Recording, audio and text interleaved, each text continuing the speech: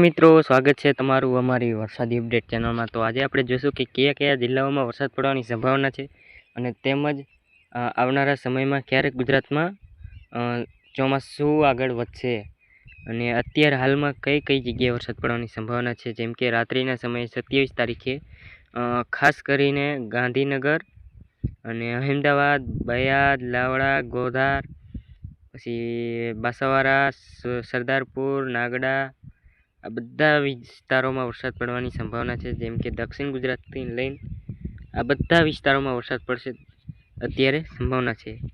અને આવતીકાલે સવારના સમયની વાત કરીએ તો સવારના સમયે ખાસ કરીને વાદળા છવાયેલા જોવા મળી શકે છે જેમ કે ત્યાં જૂનાગઢ, પોરબંદર, વેરાવદર અને વાપી, સુરત, વલસાડ આ બધા વિસ્તારોમાં પણ ખાસ કરીને સવારમાં પોરમાં વાદળા છવાયેલા હોઈ શકે છે।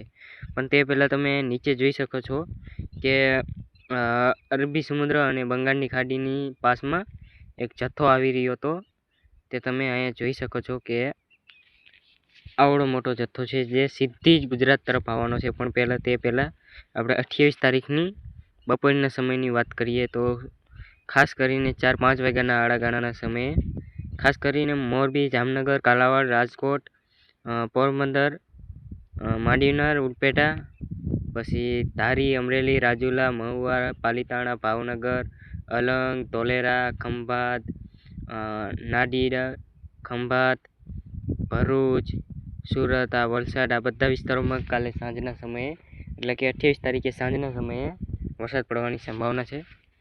રાત્રિના સમયની વાત કરીએ તો રાત્રિના સમયે ખાસ કરીને અમદાવાદ અને ઉત્તર ગુજરાત તરફ વરસાદ પડવાની સંભાવના છે। 29 તારીખના બપોર પછીના સમયગાળાના જોઈએ તો ખાસ કરીને 4 થી 5 વાગ્યાના ગાળા સમયે મોરબી, રાજકોટ ત્યાંના આસપાસના ગામડે એકાદ મોટું ઝાપટું આવી શકવાની સંભાવના છે। પણ ત્યાંથી આગળ ધારી, રાજુલા, મહુવા, અમરેલી, પાલીતાણા, અલંગ, ભાવનગર, બોટાદ, ધોલેરા, પછી દક્ષિણ ગુજરાતના બધા એરિયામાં વરસાદ પડવાની સંભાવના છે। જેમ કે 29 તારીખે તમે એનકોર જોઈ શકો છો કે બંગાળની ખાડીમાં જે લો પ્રેશર હમણાં બની રહ્યું હતું તે સીધી જ ગુજરાત તરફ આવી રહ્યું છે, જે મોટો ફાયદો આપણે કરાવવાનો છે। જેમ કે તે 3 થી 4 તારીખે સારામાં સારો વરસાદ પડવાની સંભાવના છે। હવે 29 તારીખની રાત્રિના સમયે ભાવનગર, પાલીતાણા, ધોલેરા, બોટાદ આ બધા વિસ્તારોમાં વરસાદ પડવાની સંભાવના છે 29 તારીખે।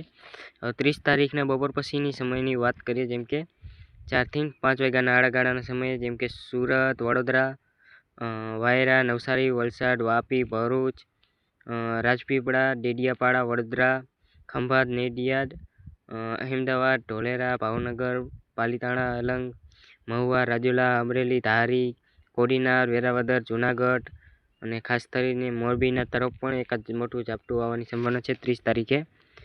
અને હવે 1 તારીખની વાત કરીએ તો 1 તારીખે થોડી સારામાં સારી શક્યતા છે।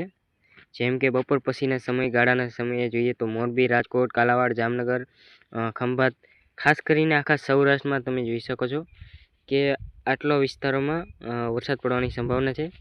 અને ત્યારથી એટલે કે 1 તારીખથી આપણે ચોમાસું છે તે આ પટ્ટો કવર કરેલી છે। અત્યારે હાલમાં ચોમાસું દક્ષિણ ગુજરાતમાં પહોંચ્યું થયું એથી આગળ જીવ નથી એટલે અહીંયા છે। તો ખાસ કરીને 1 તારીખથી સારામાં સારો વરસાદ પડવાની સંભાવના છે।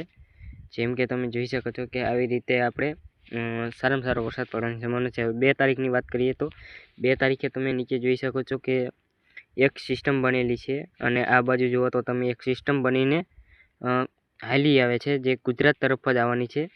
આ સિસ્ટમ છે હવે સીધી જ ગુજરાત તરફ આવશે જે મોટો આપણને ફાયદો કરાવશે એટલે કે 4 થી 5 તારીખની અંદર તે આપણે ગુજરાત અંદર પહોંચી જશે અને મોટો ફાયદો કરાવશે એટલે કે તમામ વિસ્તારોમાં વાવણી લાયક વરસાદ પડવાની સંભાવના છે 2 થી લઈને 7 તારીખ લગી। તો 2 તારીખના સાંજના સમયે પણ સારામાં સારો વરસાદ પડવાની જેમાં રાજકોટ ખાસ કરીને તમે જોઈ શકો છો કે આખા સૌરાષ્ટ્રમાં વરસાદ પડવાની સંભાવના છે। જેમ કે આ દક્ષિણ ગુજરાત અને સૌરાષ્ટ્ર આમાં ખાસ કરીને વરસાદ પડવાની સંભાવના છે 2 તારીખે। હવે જોઈશું કે આપણે 8 દિવસની અંદર કેટલો ઇંચ વરસાદ પડવાની સંભાવના છે, જેમાં ગુજરાતમાં 12 કલાકમાં ગોધરાના આસપાસમાં વરસાદ પડવાની સંભાવના છે। હવે 24 કલાકની વાત કરીએ તો 24 કલાકમાં પણ ક્યાંક મોટું ઝાપટું પડવાની સંભાવના છે, જેમાં કચ્છ છે અને સુરતના આસપાસ અને સૌરાષ્ટ્રના દરિયાકાંઠાના વિસ્તારોમાં. હવે 2 દિવસની વાત કરીએ તો 2 દિવસ પછી પણ તે જ હાલ છે. તો 4 દિવસની વાત કરીએ તો 4 દિવસ પછી તમે જોઈ શકો છો કે ગુજરાતમાં સારો એવો વરસાદની ઝાપટા પડવાની સંભાવના છે, જેમાં તમે જોઈ શકો છો કે આ બધો વિસ્તારમાં વરસાદ પડશે અને ખાલી એટલો જ બાકી છે. બાકી કચ્છમાં પણ એકાદ મોટું ઝાપટું પડશે. હવે 8 દિવસની વાત કરીએ તો 8 દિવસમાં આખા ગુજરાતમાં ખાસ કરીને બનાસકાંઠા અને રાધનપુર આ બધા વિસ્તારમાં થોડોક ઓછો વરસાદ પડવાની સંભાવના છે, પણ ત્યાં પણ વરસાદ પડશે. ખાસ કરીને સૌરાષ્ટ્ર અને દક્ષિણ ગુજરાત અને આયલકોરના અમદાવાદના આસપાસના ઇલાકામાં વરસાદ પડવાની સંભાવના છે. સારામાં સારો વરસાદ પડી જાય તેવી છે. તો આજકાલનું ચોમાસું થોડુંક નબળું રહેવાની સંભાવના છે, કેમ કે તેનું કારણ છે અલ નીનો આવવાની. તો ખાસ કરીને આ વખતે થોડોક ઓછો વરસાદ પડવાની પણ સંભાવના છે. બાકી મળશું હવે નવા વિડીયોમાં. જો તમને વિડીયો સારો લાગ્યો હોય તો સબસ્ક્રાઈબ જરૂરથી કરજો, કેમ કે આપણી નવી ચેનલ છે અને નવી ચેનલમાં સબસ્ક્રાઈબ પણ ઓછા છે. તો તમે સબસ્ક્રાઈબ કરીને રાખજો. આગળ આવા નવા વિડીયો તમને જોવા મળશે. તો મળશું નવા વિડીયોમાં.